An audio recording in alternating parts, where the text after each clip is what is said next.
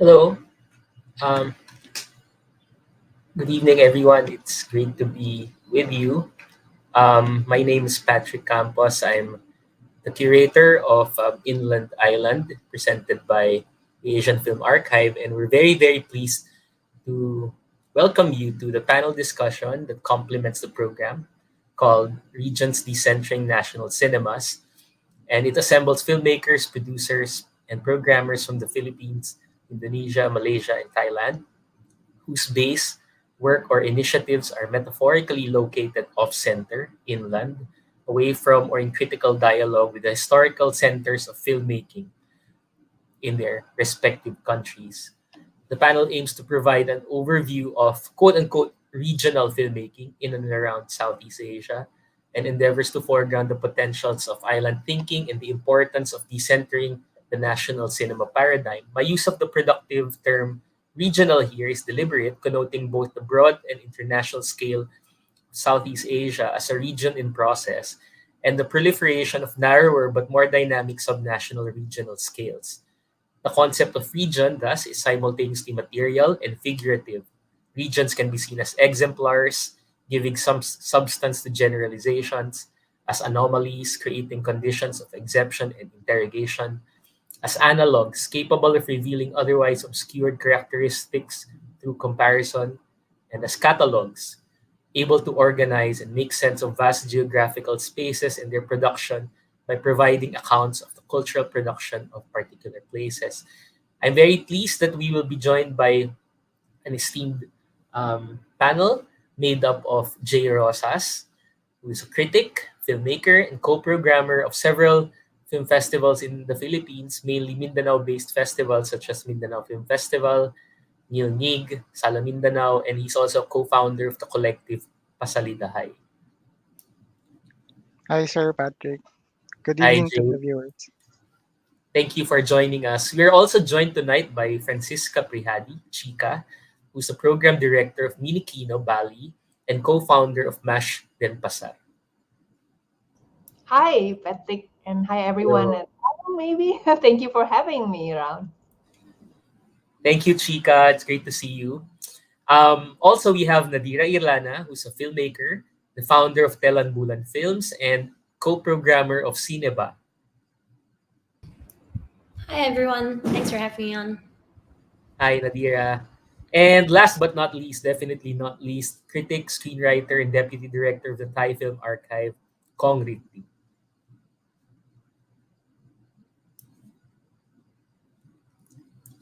Great. This is the basic idea, right? So we have been seeing a growth of cinemas outside of the usual industrial centers. So let me begin my discussion by asking you just to describe what's happening now. For instance, in the case of the Philippines, before the digital period, there had been maybe one rival city in Cebu City that had an industry, but it was quite small and short lived. And then there were a few cities like Baguio and Bacolod that had small independent sites. But eventually, in the digital period, we see a rise throughout the country. So maybe I'd like you to speak a little bit about the scope and range. Maybe how long has these have these filmmaking activities happening, and maybe the scope, how large or how spread out in each of our respective countries. Maybe Jay, you can go ahead no, as a follow up to my Philippine context reference. Yeah, Mindanao cinema, uh, I think, really was ushered by the digital, the proliferation of digital technology. Before, like what you mentioned, only Cebu was able to really have an active film industry that is outside the capital of Manila. And yeah, the digital technology was really instrumental in ushering in this new wave of filmmaking, this regional filmmaking in Mindanao. It was, I think, a slow progress, but then it catched up in the last, I don't know, 5 years, no, 5 to 10 years.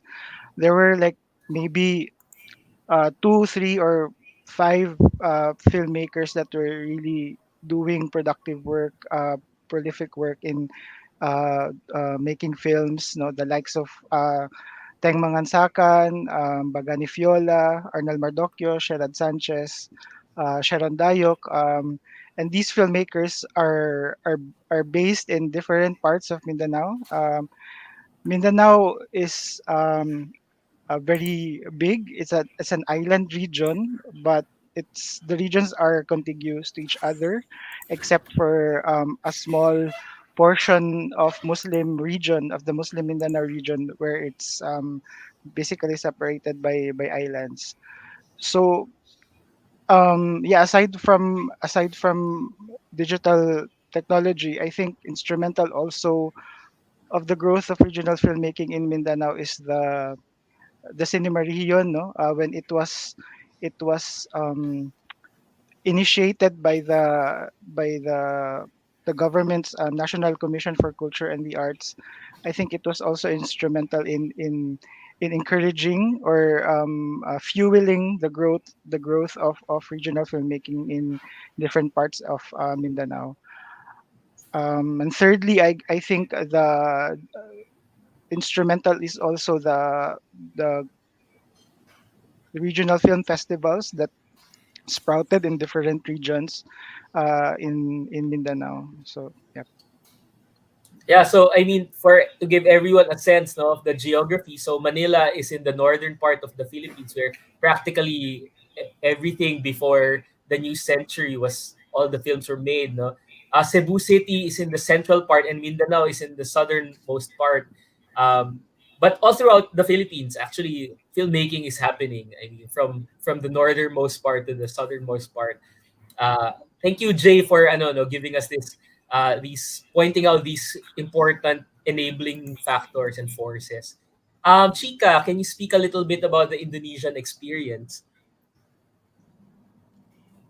Yeah, well, as for Indonesia, I'm speaking now actually with my experience with Minikino, and its focus is about dissemination of short films. The organization itself was born in 2002. So I think similar like what Jay was pointing out that the digital technology, of course, make it more accessible for people to create, make their own films. And actually, when 2002, there's I think three important person in this region that is very important for short film industry or scene. I must say Chalida Bumrunjit, Yuni Hadi, and Amir Muhammad. So when they put together this idea of doing S Express program, which is like short film program exchange, by then only between Thailand, Singapore, and Malaysia, that I think is historical because it's independent movement and it's really reaching out to this region. And when the next year, 2003, Indonesia joined, Minikino, Tintin Wulia, the co-founder, brought, oops, yeah, just stick to that one. I will go into that slide a bit later, but give me like about 2 minutes to go there. So back to Tintin. So Tintin joined S Express movement, and so Indonesia joined, and then fast forward now it's 2002, and we're still doing it. And it's nice to see actually short film program exchange between this region is still happening now. So in 2015, we thought, hey, we're well connected with our neighbor, but Indonesia is huge, and we would like to be connected to other region as well in the country. So we adopted as Express idea, and we make Indonesia Raja program. So this chart is actually 2019 chart, but we're still doing it since 2015, and those are the part that we reach out. Even then, I don't think we reach out to enough filmmakers. With this movement, we would like to actually cover an ecosystem of where there's a programmer, there's audience, there's filmmaker, and we would like to be connected. And so it's interesting to point out that the short films are still one of the main access for filmmaking filmmaker. audience? Uh, I'd like to highlight a couple of things that you mentioned that I really found interesting. One is, of course, the parallel histories. I'd say that Mindanao and Sinao could r- would be dated to have roughly started around the same time, 2001, 2002, if I'm correct. and um and the same idea of like putting together this network, right, of filmmakers and festivals. But I'm very pleased to know that even from the beginning there was already the regional Southeast Asian regional aspect to this growth, right, which in the Philippines, of course, S Express, we're part of this now, but this convergence with the other Southeast Asian countries will happen a little bit later, I think, for us. Of course, in the festivals there would be some convergence, right, but not necessarily equal collaboration yet. So I'm very happy to know that even from the beginning, this was already part of this notion of region, right? Like we're working toward or together and toward something. Thank you, Chika, for sharing. Nadira, could you say a little bit about the Malaysian experience? The Malaysian experience. It's well, I started becoming a film programmer by accident because I'm actually trained as a filmmaker. But the thing is just that growing up in Malaysia, there was very little East Malaysian representation. If you look at the map, West Malaysia and East Malaysia are very, very far apart. We're split by an ocean, not only geographically but also in spirit. So when I first started making films as a Sabahan, I'm definitely not the first East Malaysian filmmaker, Borneo Malaysian filmmaker to come on board, but I was very loud about my identity as well because I'm indigenous. And so I didn't, not only did I not have many film references, for me to sort of like build on, but I felt that when I first started working in the industry in Kuala Lumpur, people kept invalidating my work. Like people had their idea of Malaysia was so restricted to Peninsula Malaysia only, and this includes the histories of Malaysia as well. People, like very well-known filmmakers were saying were that Malaysia's Malay, Indian, and Chinese, and then this government propaganda translated to how people understood Malaysian cinema even at film festivals, which I found kind of a little bit like, a little bit shocking in a sense. And so I think around 2000, and there was still not that many East Malaysian filmmakers for me to work together with. So I think around like 2014, 2015, I had scraped together whatever East Malaysian short films I could find to put together a program for a film club. And they rejected it on the grounds that they said that, oh, the films were not good enough. And so that kind of, but I still managed to kind of find my own spaces and create my own spaces as an independent programmer to build up my own community. And while I'm still making films, I still feel that like it's really important for me as an East Malaysian filmmaker to sort of like build that community, and that's what we did with Cineba. So Cineba is a short film, a Sabahan short film program that I feel like took many years to kind of get to because we just didn't have that many short films. People understood our. You see, you have to understand that Borneo, a lot of us, come from, especially it come from like indigenous roots. So we go from oral tradition to having to kind of make films. The Malaysian film industry did not necessarily get expanded in East Malaysia deliberately as a way to systemically oppress the indigenous peoples, because the government of the day wanted us to become Malay in language. They wanted to change our religions. I think people in Mindanao can relate to this a little bit as well. So there are a lot of. So I mean, the reasoning behind the doing these sorts of programs within the regional context is not just for the art's sake, but also there is a historical and political reasoning behind it. Because if indigenous peoples or if East Malaysians don't have a voice in Malaysia, we run the risk of just the challenges of ownership.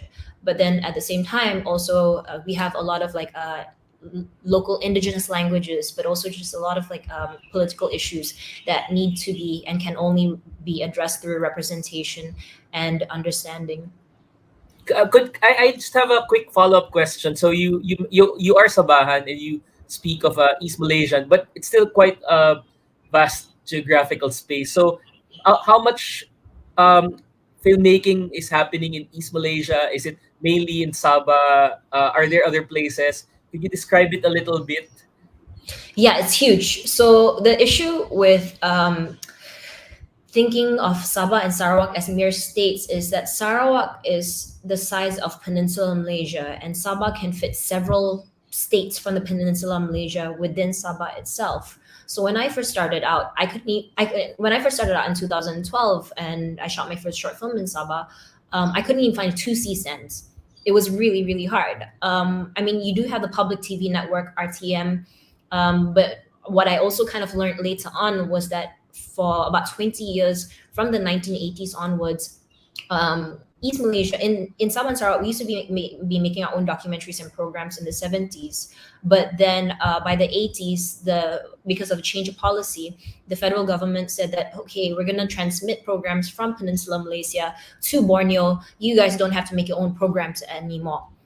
And so that industry was pretty much outright killed until about the 2000s, when people were able to make their own straight to DVD films. So we did have a straight to DVD film movement, but that did not fall into the national industry as a whole. But as the technology progressed, now you do have a lot of like young filmmakers, but you also have a lot of videographers. You have a lot of people doing music videos. But in terms of the form of short films, the form of cinema, and in terms of thinking about how to get East Malaysian films into theatrical release, that's still a very new conversation for us. Even myself, I'm making my first feature film this year. So we'll see how that goes, because the audience, the demographic doesn't fully exist yet, and Malaysia's audiences are very racialized, Malay, Indian, and Chinese. So where do the downline line, the others, where do indigenous voices go or find a platform remains to be seen, because I don't feel that we necessarily have that holistic support. Hence why I'm trying to create a conversation through programming. Thank you, Nadir. I was actually able to see some of these straight to DVD, straight to VCD films in the 2000s. Of course, I didn't understand them, no. But what's interesting to me is that Malaysia, the first wave of Malaysian digital filmmakers, were already about pushing the boundaries when it comes to like identities and languages. But it takes quite a long time, I think, for this kind of synergy to be happening, say in East Malaysia, right? I mean, it's you mentioned 2012, 2014. So it's sort of even if the early 2000s was about pushing those boundaries, like Amir Muhammad and Yasmin Ahmad, they were already doing that. It's great. It's interesting to see how this catches up in a wider range of voices and other identities. And it's great to really see Cineba. I was able to join and watch, and it's amazing what's happening there. You know, there's really so much energy. How about in Thailand? Kong, could you speak a little bit about what's Yes. happening outside of Bangkok? Yes. Yes, Patrick. Well, in Thailand, Bangkok as a place and as a representation of power remains the center of filmmaking in Thailand. There is no rival city, as in the case of maybe Malaysia or the Philippines. Financially, of course, the film studios and investors are all in Bangkok. And culturally, Bangkok still looms large as a representation of what Thailand is in the imagination of audience, both domestic and international audience, I would say. There's a joke calling, Bangkok as Pratet Kungtep, meaning Bangkok nation, meaning Bangkok is Thailand, which of course is a sarcastic joke, but it shows how the perception of Bangkok among most people is. So even when we see stories that are not about Bangkok, films that are not about Bangkok, films set in the south or in the north, most of the time, it's still made by Bangkok studios with Bangkok sensibilities. I would say that an obvious example of the dominant taste of Bangkok is in the comedy. Uh, when non-Bangkok characters in the film, they are often portrayed as a part of a joke, or they are often portrayed under a patronizing lens of Bangkok people. The way they speak, the way they behave, the dialect, the stereotyping of their action. That's what we often see in Thai films. In the program that you curated for the Asian Film Archive, Patrick, you screen the thing that I wrote, The Island Funeral, right? Well, I'm complicit in this regard because the Island Funeral is set in the south of Thailand, in Pattani, where the Malay culture and the Malay identity is dominant. But at least what I'm trying to do in that film is to own up, to admit my status as an outsider who's confused and befuddled by the specific cultural and political landscape that's happening in the South. The main character, is looking at the South like an audience would, like an outsider looking in, and not as a local who shares the same culture or historical perspective of the South. So at least in my own film, I'm trying to be aware of my status, and I wrote the story with Pimpaka, who's the director, as such, as someone who's looking at the place from the eyes of an outsider. The most interesting region in Thailand that can fit into the topic we're discussing today, decentering national cinemas, is the northeast, or we call Isan, the northeast of Thailand. This is the first round, of each participant, so I don't want to go into detail, but I would just say that the northeast of Thailand is the region that gives us a case study of regional filmmaking and how these inland filmmakers strive to create a distinctive cinematic sensibilities and identity through their films. And how the northeastern filmmakers are trying to express their identity not as a Thai, but as a northeasterner or Isan people through their films. There are a lot of examples, but we can go into the details later on. Thank you, Kong, for beginning this discussion. In my personal experience, I don't know if you would validate this, is that maybe there would be a few like small communities, but the difficulty really is, in a way, they're closed in. I think if I'm following your description, my initial contact with southern media motion picture producers, they're really so closed in. I mean, they're working with each other and showing works within southern Thailand, and it's really hard to, well, because of the language barrier and the cultural barrier. And the northeastern ones are the ones I know from the film festivals. I know their names. I've seen their works via the film festival circuit, and so they're more outgoing, I would say. And maybe we can do the round from reverse, and I'd like to ask Kong about that now. So could you say a little bit about this, the Isan, the northeastern, and how you say is the dynamic of this going out from the region to elsewhere, like nation or the international festival or whatever? Yes. And would you say that there is like something uniquely like northeastern about them, and it's not like anything from Thailand, or is this part of a tapestry where they're one element? So could you characterize this kind of cinema? Yes. First of all, the Northeast or Isan is historically portrayed in most cinema, in most Thai films, as impoverished and as perpetually rural area where the land is parched and the farmers struggle in the field, and things like poverty and hardships. That's the typical image we used to see a lot in Thai films in the past.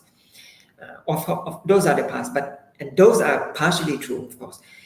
But I would say that, well, I have to cite this example. It began in 2000, I think 2014. There's a feature film made in Isan called Pu Bao Thai Ban. The Thai title is Pu Bao Thai Ban.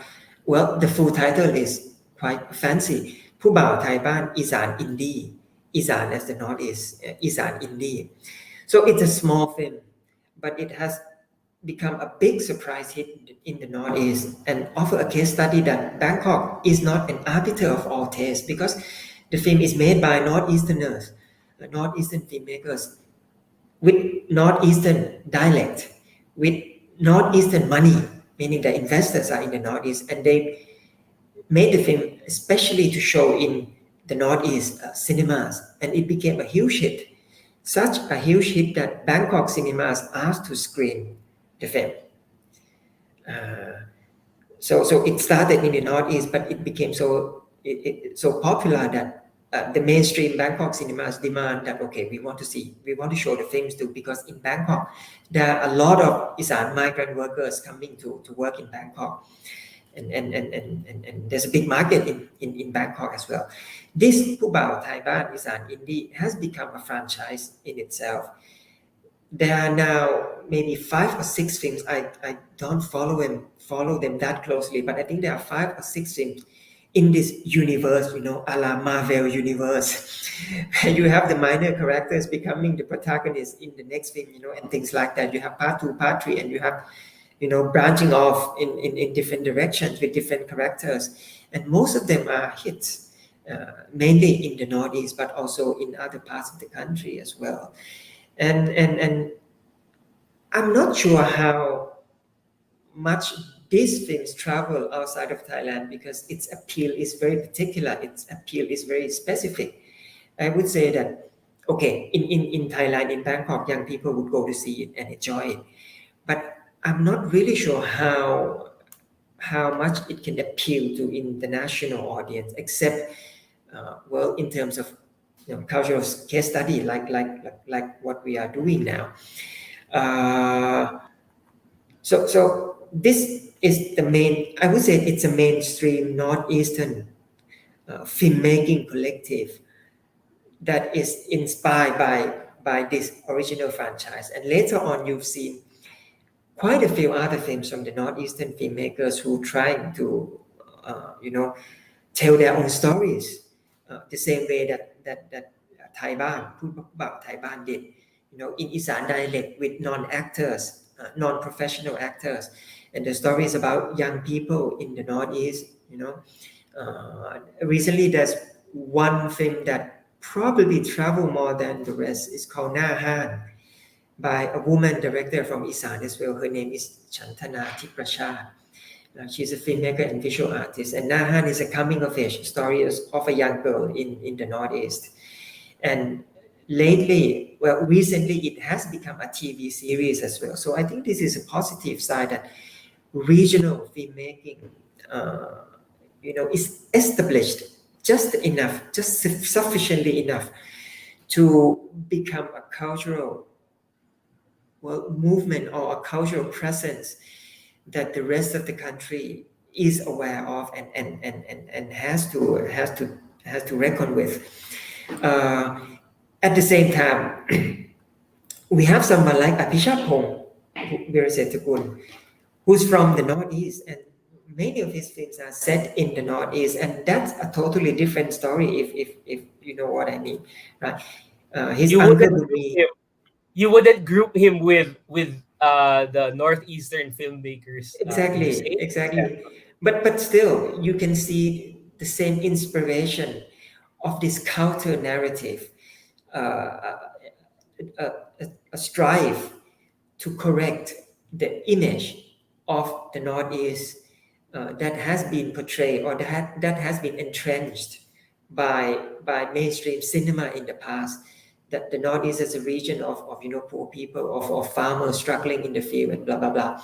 Abhishek in Uncle Bunmi and in Symmetry of Splendor, his 2015 Symmetry of Splendor, we can see that these films are steeped in Northeastern identity, not just the geography or the dialect, but that there's a certain anthropological sincerity in the use of non-actors, in the hybrid form of fiction and documentary, in the lack of nostalgia, the lack of romanticized perspective, and also I would say the underlying tension between what exists in the peripheral and what exists in the center. You can see that clearly in Apishapong film, and again in the Phu Thai Ban, the popular commercial film from Isan that I have just mentioned.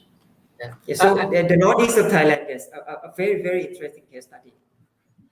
I have a follow up actually. I think Nadira sort of mentioned this, and Kong spoke about this a little when he said something about the taste, right? And Nadira speaking about well, the center not accepting the films because they're not good enough.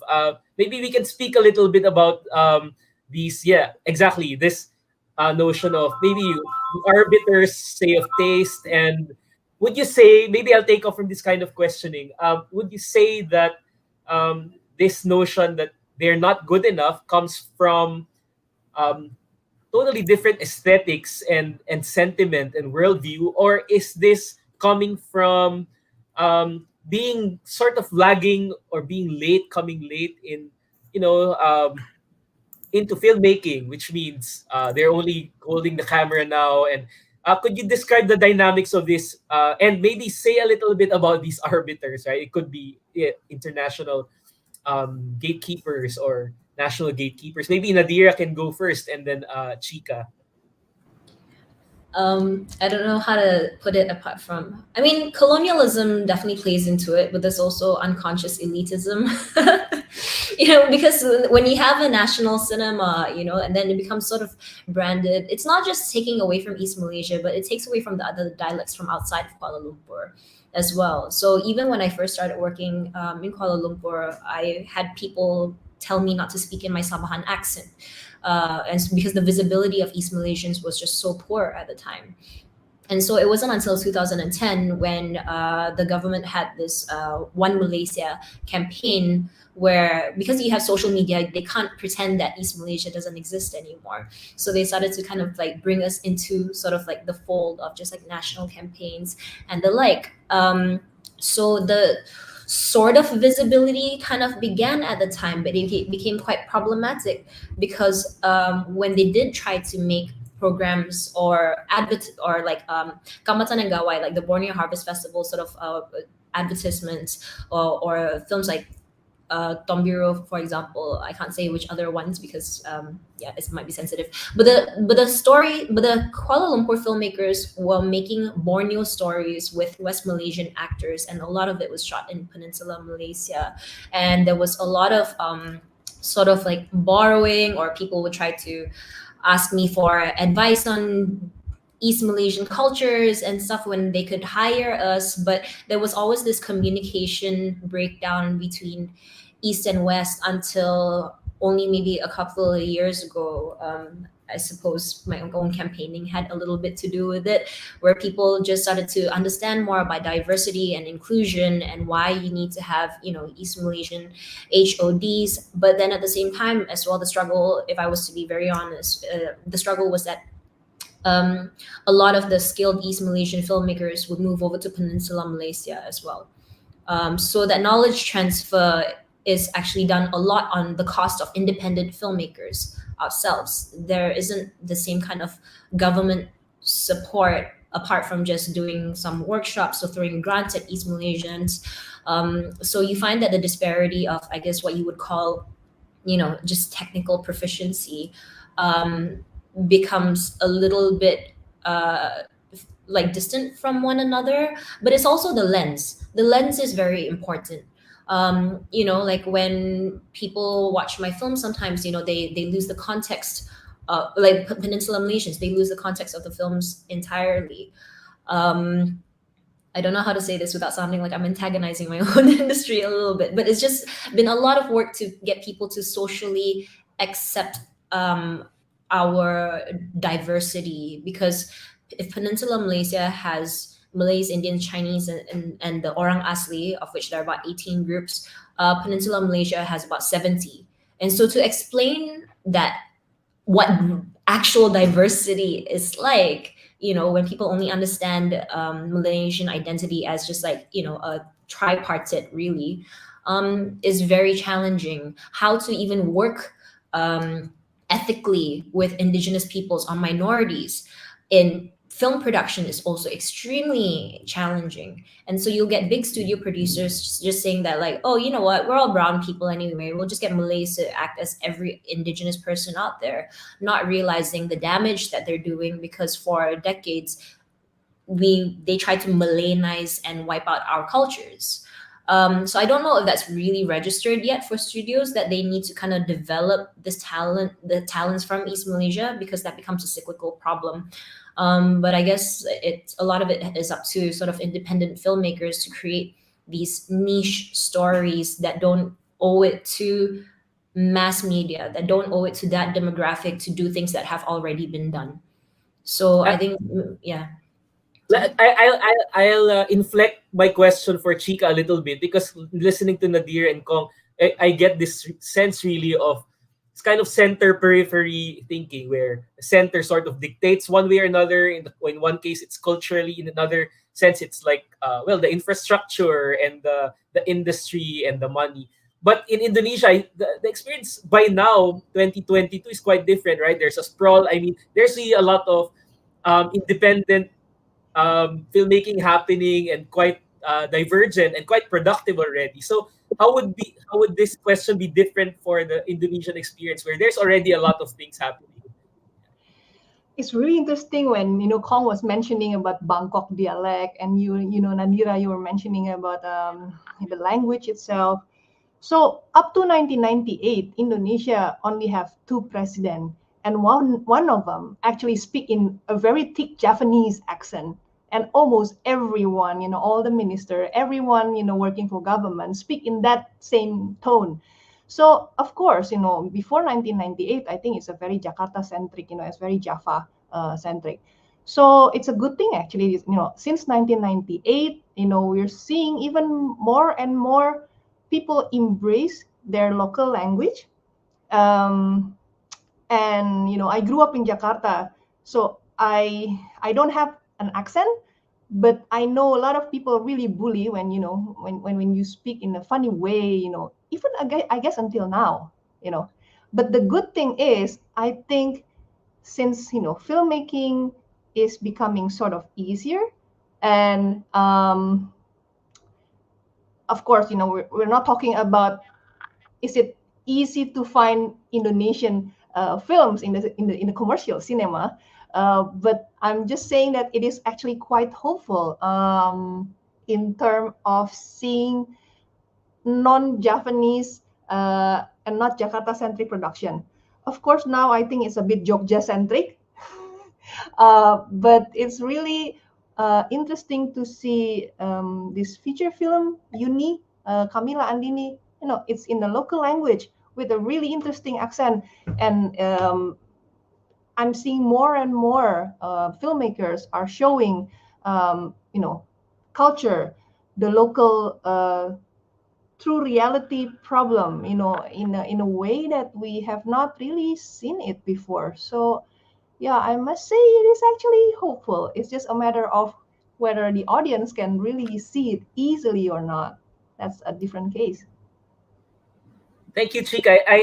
I'm very pleased that you noted Jogja, right? One of the reasons we chose Garin's film is because we've realized how quite early on Jogja represented this kind of alternative to Jakarta space. But you're correct also in pointing out that it's also another kind of center, right? So it's polycentric, but also quite central.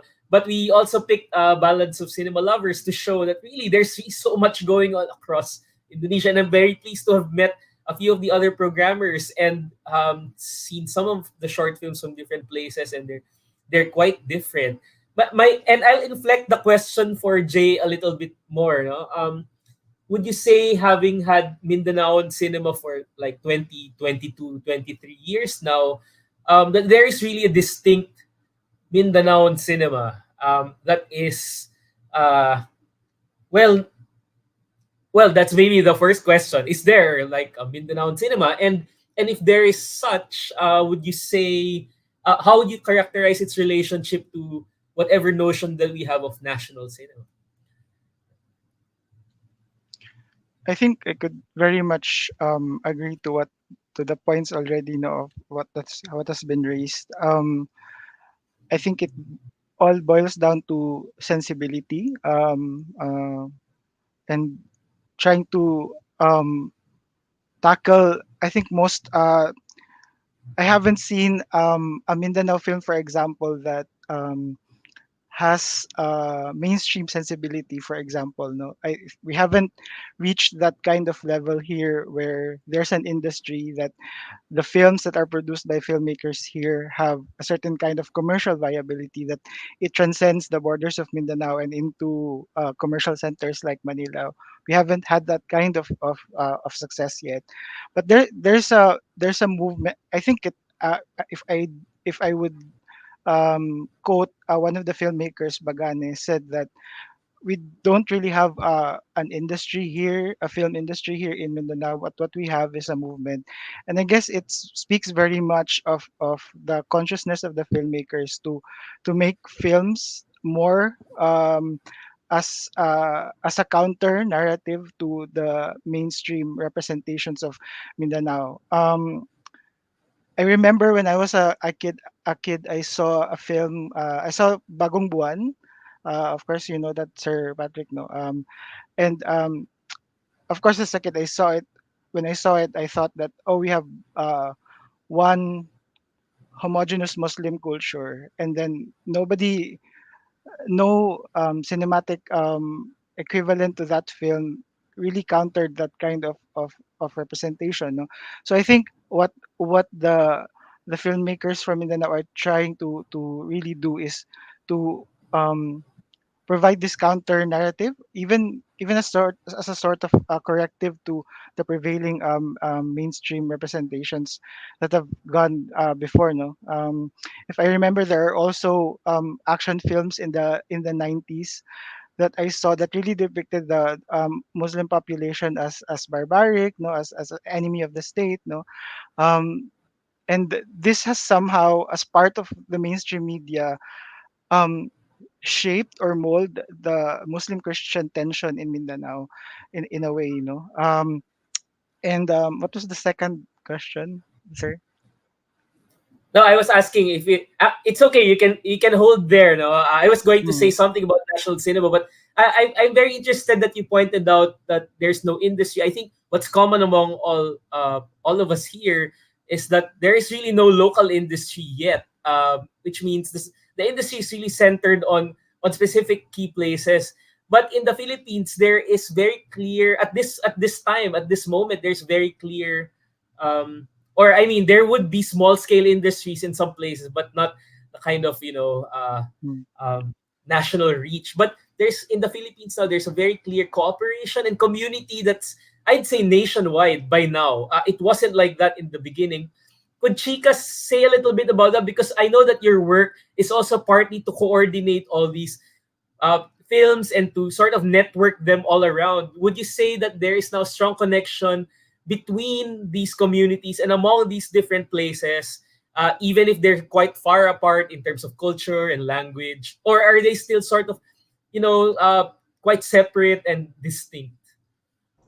Are they networked? Yeah, it's interesting that that you have such a really nice background, Patrick. You have the map, and how the world see the map is really totally very colonialist. I was in Tampere, Finland, for a film festival, and they see our region like this compared to their Europe size. This, like. So by pointing out the map, also recognizing how close we are, but actually we're archipelago. So in the case for Indonesia, I think the attempt to stay in touch, try to reach out, and try to network is a desire and a mutual wish from everyone. I know that Tony Trimasanto, with his documentary association initiative, he, I think, collect a network of more than 500 documentary filmmakers all around Indonesia, to be in touch, keep up, trying to upgrade their skill, and do a lot of initiative, program, education, projects. So that's really inspiring. Indonesia Raja is also like one of the initiative. You can actually show number 2 photo, and number 3. the ecosystem had to be built. There's someone that supposedly be a programmer, even if it's by accident like Nadira, but you hold a really important element.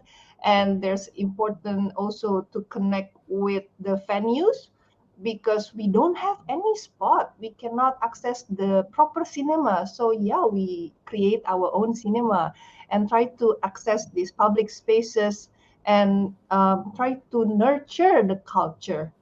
Um, Thank you for showing this. This is a Begadang filmmaking. Begadang is staying up all night, and it's one of the annual filmmaking, national filmmaking competition, the only one that Minikino has.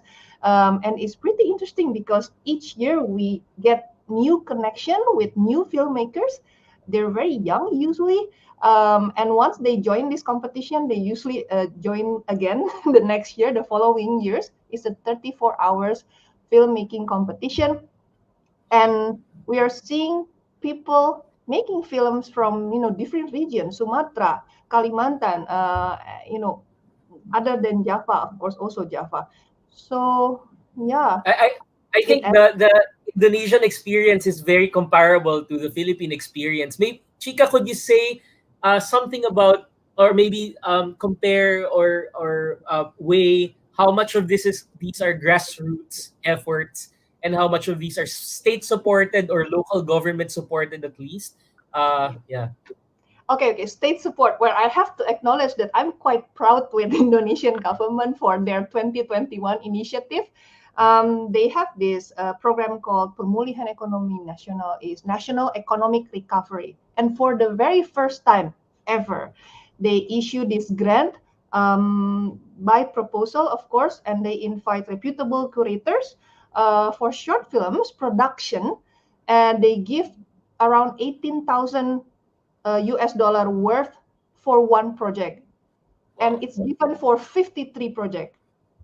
Wow. That's a lot of films But that's new. It's happening now, just now. already, and it's already finished, like completed. Like if today we had our forum group discussion about evaluating the project, but still it's a process, and I don't even know that they will do it again. I mean, it's a related to COVID-19 economic recovery, but still it's a very interesting approach from the government, and it definitely is, I think, in a way is a successful program because it allows community-based filmmaker to apply and to be granted as long as they have their work shown in a credible film festival for the past 2 years. So I think that's a really good initiative.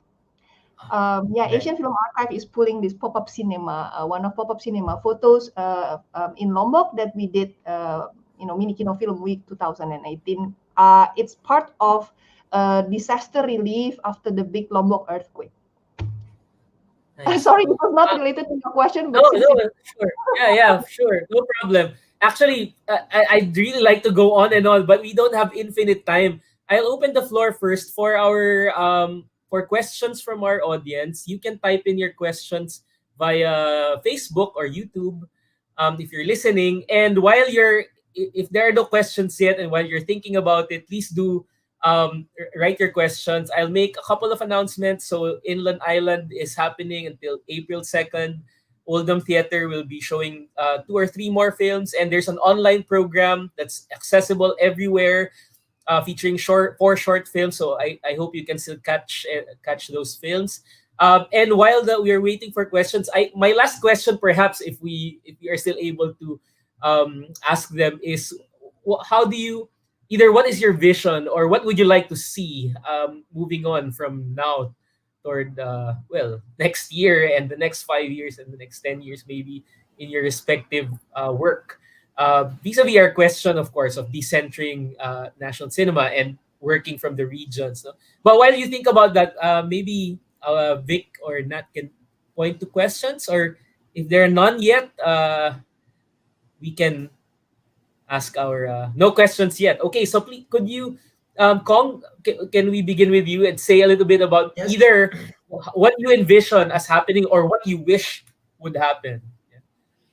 Yes, I was listening to Jay and I thought, yes, that there's a similarity, certain similarity between what's happening in Mindanao and And in the south of Thailand, in the last round, I talked extensively about the northeast, but another region that is worth observing in Thailand is the south, the south of Thailand bordering Malaysia, because historically that's where the Malay culture is more dominant than the mainstream Thai culture. So the identity of the people there is quite distinctive, and there's a clear difference between the south and the rest of the country.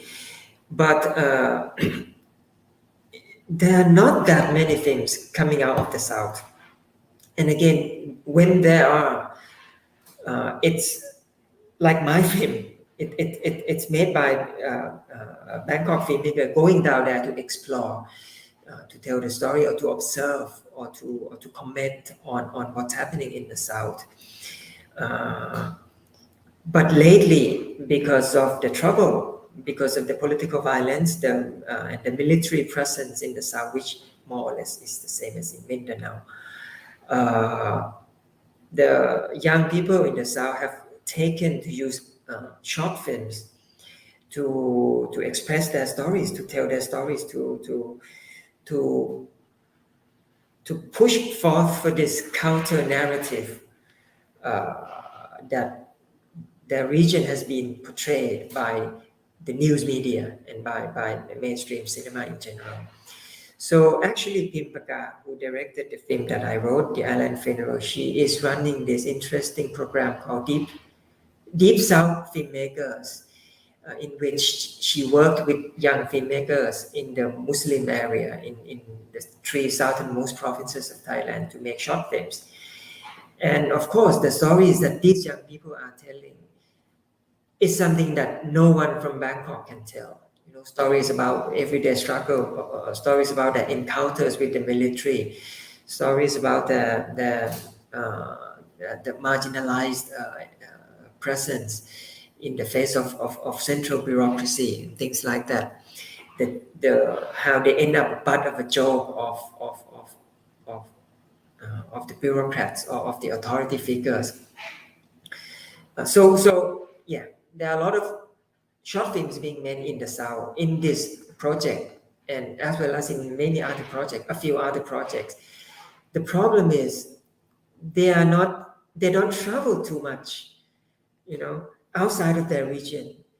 Sometimes they are shown in Bangkok in a small event where activists and human rights workers go and watch the film and comment on it. But these are the films that deserve to be seen by a wider audience, because this is the kind of counter narrative that we need in the world dominated by the news media and the central Bangkok centric narrative.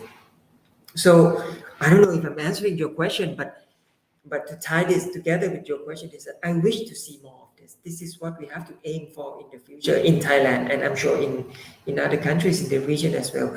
We need if we have government funding, it needs to be allocated specifically for regional filmmakers more. You cannot just have one central national film fund and everybody applies. That's not enough, because you cannot, some young guys from the south cannot compete with established filmmakers from Bangkok to get that funding. So there needs to be specific funding in order to encourage stories from the periphery.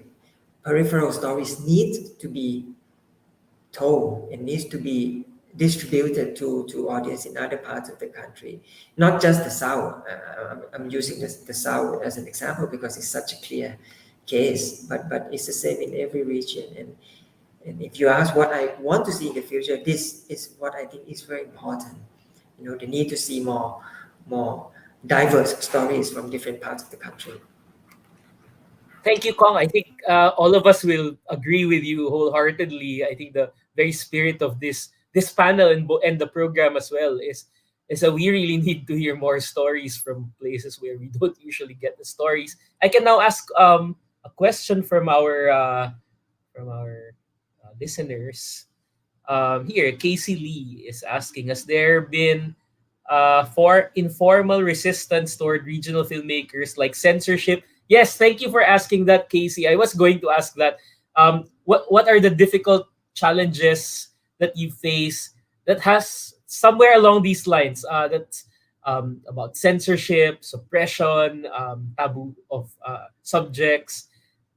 Could you name some? Maybe I'll call a couple of you. Maybe Nadira and Jay can speak a little, so we can have a few more questions in. Have you experienced censorship, for example, or political in nature, for example? Okay. So Casey Lee is actually from Sabah. Thanks for watching. He All actually right. has his own blog called filmba.com where he writes about films. So very, very few of us out there, but props to him for sticking around for so long. The censorship that I received before for a broadcaster when they wanted to shoot a story in Sabah was that they said, okay, we want to shoot the Harvest Festival, but tell the priestess not to say anything spiritual, no pork, no alcohol, because this is a Muslim country and that's kind of how it works. That's become a little bit more lenient, but just as a whole, there's I think a lot of us would sort of share this same issue, was that when it comes to sort of like mass audiences or sort of the bigger broadcasters, they would want to generalize the accent or the cultural aspects as much as possible. But otherwise, I mean, that's quite traditional. But other than that, there is a little bit of resistance. So for example, the BMW Shorties, which is a very reputable short film competition here, the previous year the winner was actually Ikin Hee Charles, whose film we included in Cineba, and she was the second ever female in the competitions. I think maybe 13 years run, and she's the first Sabahan, the first indigenous woman to win that, an 80,000 ringgit grant, and she's from the poorest town in the whole of Malaysia. This was a really great win, but there was a lot of envy. There was a lot of jealousy from the ground, from, that's sorry to say, but the Peninsula Malaysians, because they thought that because we're giving special attention now to minorities, they saw that as kind of just like, Like token. special preference. So there still is that resistance, yeah, a little bit. Yeah. But that's why we just have to continue making good work and being honest and just like just being there for our community. Yeah, that's right. Thanks, Nadira. In the Philippines, we're a little bit more liberal. So I wonder, Jay, if you could point out to some kind of difficulty or challenge of this nature, like censorship or like cultural taboos, uh, or are we much freer? Yeah, informal resistance. I don't think there isn't a case to my knowledge, no. But in fact, it's I think it's an illuminating experience for a particular region to see a film from another region, and there hasn't been that kind of informal resistance. I like what the question pointed out, no. But maybe formal, I don't know, formal resistance from the government. If you recall, Sir Patrick, the film of RB Barbarona, which talked about the militarization of the hinterlands and its effect on indigenous peoples. He was red tagged, right? Yeah. Yeah. The political climate currently in the Philippines with the stalled peace talks with the communist left has been very volatile, and the government has been very aggressive towards activists and leftists, though, and filmmakers are not. I mean, they were also in the ire of the government, and because of the very hot topic of this film, no, it addressed straightforwardly the effects of development aggression, militarization. The filmmaker was actually red tagged, no, and forcing RB to actually issue a statement that he's not a rebel, part of the guerrilla left, something to that effect. So there is some censorship, but not in like it's from the government. And if I remember, even initiatives like film screenings were also got the ire of the government. when I think this was in the context of the martial law crackdown, right? When certain even film screening activities were like being eyed, whether these are potential venues for recruitment. So yeah, something something like that. Yeah, so red tagging has been a problem for some time, but of late, I mean, the last several years, it's really scary to be. I mean, our programs are just, and films are just, and filmmakers are red tagged, so it's really dangerous. We have a couple more questions. The next question is from Wikanda. Tan, it's great that you're listening in from Bangkok. So, hi all. Just wondering about the role of ASEAN in promoting filming, screening in the region these days. In Bangkok, there's an ASEAN Film Festival, which is doing quite well, I think.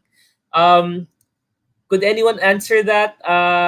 Maybe Chika from the perspective of film festivals you're in touch with. No. In the Philippines, there was I program a film festival called Tingin. It's a specifically Southeast Asian film festival held in Manila. Its first instance was an ASEAN thing. It was the 50th anniversary of ASEAN, and it was the pretext to have a Southeast Asian film festival. But after that first instance, we've been holding it annually, more or less, except for 1 year during COVID. And it's not ASEAN anymore, but it's Southeast Asian. I guess that sort of is related to ASEAN. Meron pa ba? Jay, no, is there anything ASEAN? I think, though, that even if it's not ASEAN or formal regionalization, I think there's now a very strong regional Southeast Asian consciousness among all of us here in this panel, right? We get to see them, we know the filmmakers, or at least a good number of them, we get to program them. So maybe not through the framework of ASEAN, but through, well, the framework of friendship. I've been referring to it as zones of friendship, really, where you just find them and get to watch their films, and wow, we have the same experience. It's more like this, I think. The next question, we have time for one more question. Actually, I wanted to respond a little bit to that previous Yeah, question. sure. I don't know if it helps so much, because the thing is just like I've watched Southeast Asian films even since I was a student, and I've still fallen out of the periphery as a minority filmmaker. And I do still, and I think like this panel, I appreciated it very much, because I mean, like the idea of being a Southeast Asian filmmaker or a Southeast Asian programmer in itself feels very like a colonial construct in a sense. So it's interesting to kind of get to that next layer, because I find that I still kind of have to go. I know we talk about friendship, but I still kind of have to argue a little bit with certain programmers about their lens, because there's still not this understanding of this lens. Like when somebody says, "Oh, it's a Malaysian film program," and I'm like, "Okay, why are they all West Malaysian films? You can do a West Malaysian film program, but please be clear on what this program actually stands for." So it will be good to have more of these sorts of discussions, because Sabah and Mindanao should be talking. Like we're right next to one another, but They're going I'm to looking make at that KL. happen. Yeah, but I'm looking at KL, and then Mindanao is like looking at their center, and then Kalimantan's gonna have the next Indonesian capital as well. So we're finding even just like whether these centers are shifting or not, we need to be shifting our gaze and our eye line, whether it's away from a Eurocentric understanding of ourselves, or the national understanding of ourselves, and like maybe actually look at a map and go like, oh wait, Mindanao and Sabah are really close to each other, let's do something. Yeah, thank you for pointing it out. Again, that's the spirit of this program, really, because even we're looking at how we must problematize the practice, not just of production but also programming. We do that within the Philippines, for example, or within Malaysia, and we must also do that when we look at films from across borders, right? I mean, we need to problematize them just as much. Learning the language and the culture within our own countries that are so different, and learning the ones across some ocean is practically the same process. So it's really the spirit of Inland Island as a program that we're trying to achieve. So the next question now is from Hong Hu, who says, just to piggyback on the previous question, from my experience, usually when we receive funding from the state, there are certain unwritten rules involved, and the stories are required to hit some PSA points. How else can we find funding for regional films besides getting state funds? You know where our participant or listener is coming from, where you are required to say a few things in your film when you're state funded. Is this from Malaysia? Um, anyway, so the question is, are there other means of finding maybe funding or support, some kind of support system that is regional, that is beyond the state, that you can speak about? Or maybe experiences that are state related that you think are nevertheless quite helpful or instructive? Maybe I'll start. Yeah, Um, sure, Chika. but that definitely what comes into my mind first is Purin. Purin has a good annually, and that's good one. Can't think of anything else because sometimes they have some pitching forum, indocs if you're making documentary films. So maybe, Jay and Kong and Nadira can add up to this list, but I'm just going to touch about when filmmakers get funding from the state. Okay, this is happening like right now. I think Russian filmmakers are really in trouble because they do actually receive a lot of state funding for their films. And nowadays, a lot of international film festival actually cancel their official selection or in competition selection when they found that the film has the state logo in it, which in a way is also debatable. Like how else would this filmmaker make films? But other than that, I will say I will speak on behalf of my knowledge for Indonesian funding for Indonesian short films. Some do sort of like push an agenda, but actually a lot did not. I don't know if they are not aware about it or not. I'm seeing that, oh well, that's a freedom of artistic choice and narration. So I think that's really good. Yeah, that's from me. Yeah, so there's some kind of subversion or internal or institutional critique happening when they receive the state funds. Yeah, so a part of what Chika said that's worth mentioning, I guess, that's related to this question are the co-productions, regional. There are now a lot of our own production companies working with each other. It's great to see that there are, of course, the labs. So again, we could go on and on, but we're now expected to wrap. I'd like to thank all of you, Kong, Nadira, Chika, Jay. It's great to converse with you. I hope we could continue. Thank you for joining us and being part of this panel. Thank you. And Thank you, Patrick. Thank you, Sir Patrick. And we'd also like to thank everyone who tuned in, and this will be available online, so you can still watch this after. Please note that Inland Island is happening till April 2nd, Oldham Theatre, and the online program via the AFA website. Please try to catch the films before they end. So thank you again, and good night, everyone.